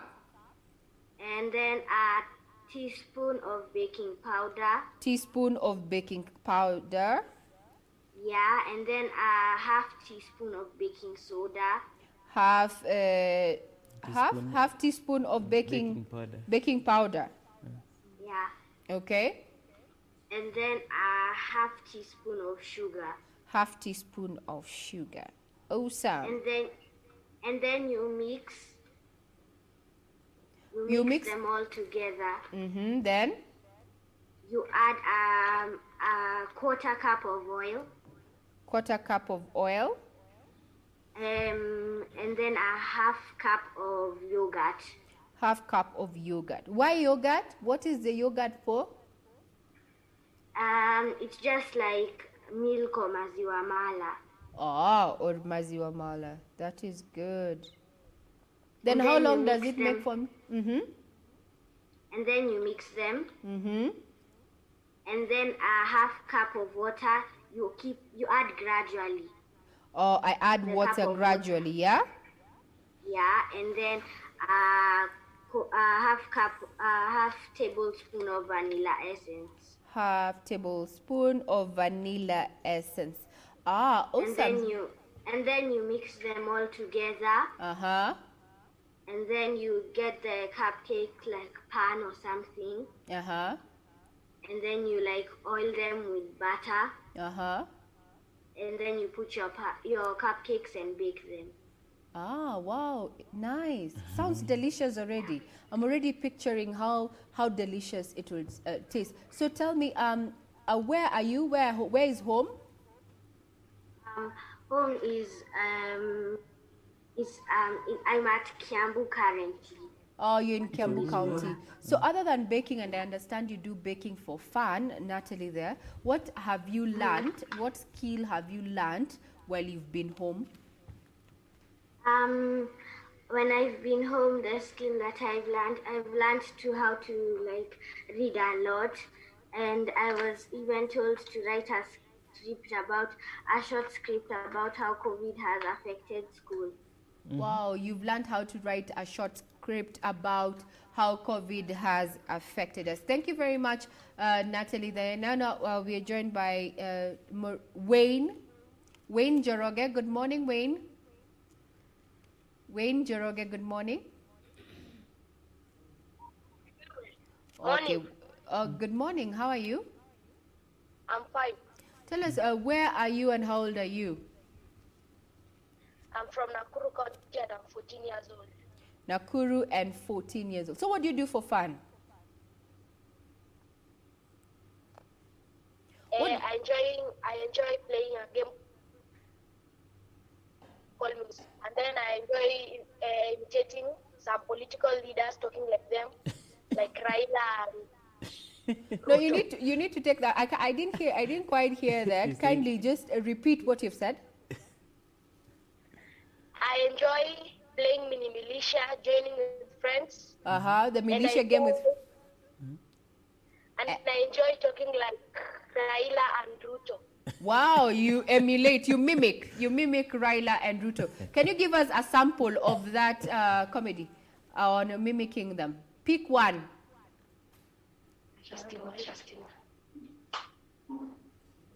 Ebu tusikie, stima imepotea, inakaa ni kama imepotea. Samahani. But we got you. Stima imepotea hapo. Yeah, just Stima imepotea. Okay, he's still there. Wayne, but we can still see you.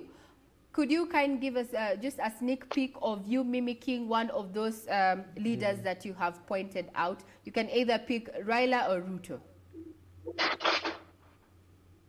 There's a problem with the... Okay, fine. We're having a bit of a problem with power. Now let's cross over Lillian. How are you as Wayne tries to put the situation in order? Lillian, good morning.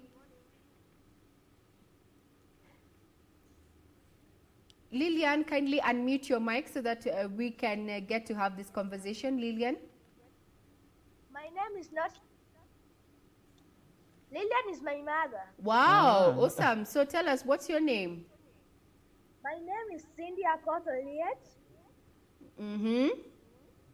I'm in Homa Bay County. Homa Bay County. Nice. Kindly zoom out. Nice. Zoom out gradually so that we can see you. Yes. Yeah, good. Homa Bay County. How old are you? Yes.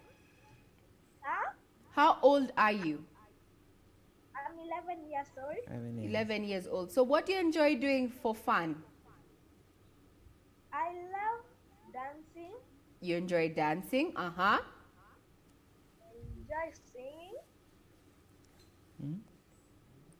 Singing? And even I enjoy planting trees like Glaveria trees. Oh, kindly, can you sing so that we hear you? Sing for us a song. Yes. I want to sing a song called Susanna by Sauti Sol. Ah, wow, go ahead. Oh, Susanna, good to have you now. I see you flexing on the ground with your sponsor. Susanna, I hope you're happy now. I see your changes in color and your hair's longer now. Nakuona Paris. Hapo kando ya chimsari, eh. Ukiongea and I'm not dizziness, eh. And I see you in London, singing on your bam bam, shaking what the doctor gave ya. On your worst behavior, Susanna Valdez, Hello, hello, hello. I know the song and I like it too. Awesome. Standing ovation from us. Lillian. That was awesome. That was very well done there. That is Suzanne. My name is Cynthia Cobb, not Cynthia. Cynthia. Okay. My name is Cynthia, that is nice. That is beautifully done. I also enjoy some Sauti Sol music. Thank you for just, it's Entertainment Thursday usually, but now we're talking to you. But now thank you for entertaining us today. And we've had your rendition of Susanna by Sauti Sol. Now Stephen, what do you have up your sleeve this morning? Good morning, Stephen. How are you? Actually, they're coming from Manyara, Uganda. Stephen is a fella. Stephen is Stephen Limwa? Aslim. Now can we hear? I understand you're not just even in the country. You are across borders. You are in Uganda. Good morning. Now can we hear? I understand you're not just even in the country. You are in Uganda. Stephen, how are you? We're trying to get Stephen. No, the children are Timothy and Crystal. Ah, wow. Yeah. Hey, how are you? Hello, Jumbo. I think we're having an issue with our sound. That is Timothy and Kristen. Timothy and Christine, who are from across borders in Manyara, in Uganda. We're going to be coming back to them as soon as we have the internet stable there. Yeah. We have another guest lined up. Wow. Wangoi. My name is. Hello. We have you? Yes. Good morning, Wangoi. Morning. How are you? I'm fine. Tell us what you do for fun. I like playing the piano and playing games online. And playing games online. The piano, when did you start playing the piano? At what age? I started last year. Last year? When I was 11 years old. Wow, so that makes you 12. I mean, the piano, do you have the piano there? Can you play for us something on the piano, on the keyboard this morning? Yes. Okay, kindly would want to hear you play. I'm going to play a song called Ode to Joy. Okay, Ode to Joy. There you go. Wangoi.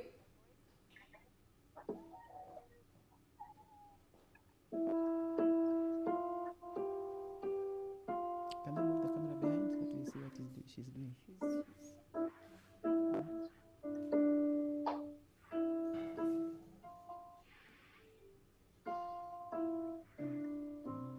Wow, beautiful. Father, Father. I know the beat. I know the beat. That is very nice. That is very interesting. To say the truth, I don't think I can play any instrument. So you're well ahead of me. The best I can do is whistle, and I don't think that's an instrument Now, you've heard their team from the various children that you've had. They enjoy playing games, especially online. And we're going to tackle the issue of that exposure to them, especially now during this time. But other than that, we've seen our children have raw talent there. Actually, there's so much we can learn from the children. I'm also shocked. I'm just shocked at how many scientists we have, artisans we have. We thought we have enough artisans in this country, but actually we don't have. Yes, we've not. There's a lot of talent in the children. So maybe, and that's why we talked about CBC, that maybe it's going to really help bring out nurture all those talents to bring them up. And every child is just doing it in their own way.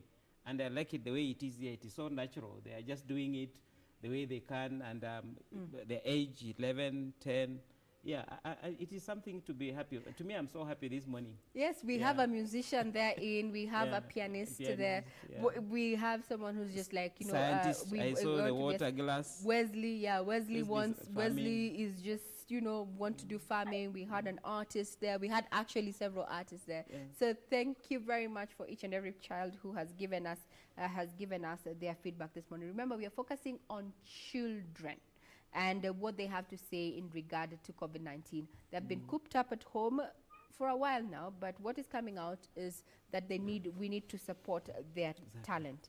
Now, Timothy, as we come to a close, something has come up from this survey just this morning, the issue on use of online. We are playing games online, but it poses a risk in terms of danger. So as parents, how do we safeguard our children, especially from this negative, you know, effect or the exposure of online use?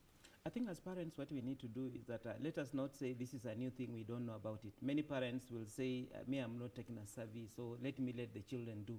Even if you ask them, they'll tell you, my phone, my son or my daughter knows more about this phone than me. It should be it should be actually the other way around. That we should also be able to understand technology, be able to move with it, be able to understand the dangers of online. Online abuse is there, and online exploitation actually is also there. So as parents, we need, first of all, to understand and even be able to put some barriers on our phones, even our laptops, which there's this child support knobs where you can be able to block out some sites. Because internet is a very good thing, but it can also be very bad. So as parents, let's not just say, my child knows more than me.